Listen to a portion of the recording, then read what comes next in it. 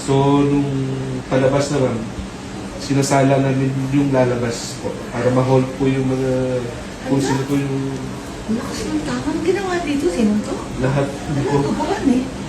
Pati dito, nag-black and blue ka na oh. Nag-black and blue ka na umot dyan. Miski kabila.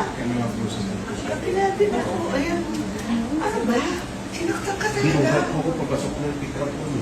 Ha? Binuhat po nila ako. Hanggang sa pick-up nila? Saan ka dadalhin? Hindi ko rin alam.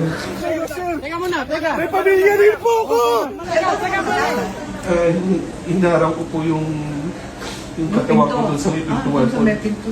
Hanggang nakita ko si One of our lawyers, ma'am, na nakita ko si Atty. Bahmo, di ba? Sabi ko, huwag niyo ako huwag niyo akong Sorry. Baka walang gari itong NBI na to.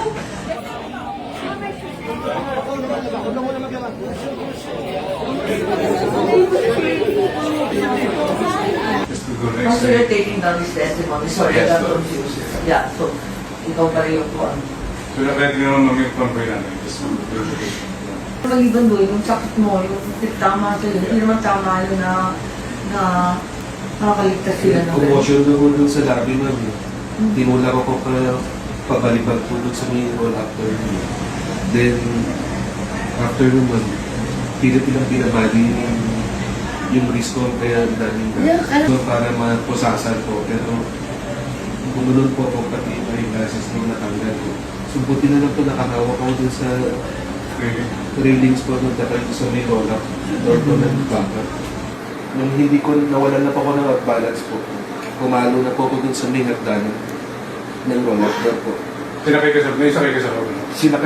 Isakay po nila ako sa sasakyan. Pinipit lang doon yung kasama niya sa pinto. So, ito po yung pintuan nung nakadalon na po yung kamay, yung paa ko sa swing yung may sara.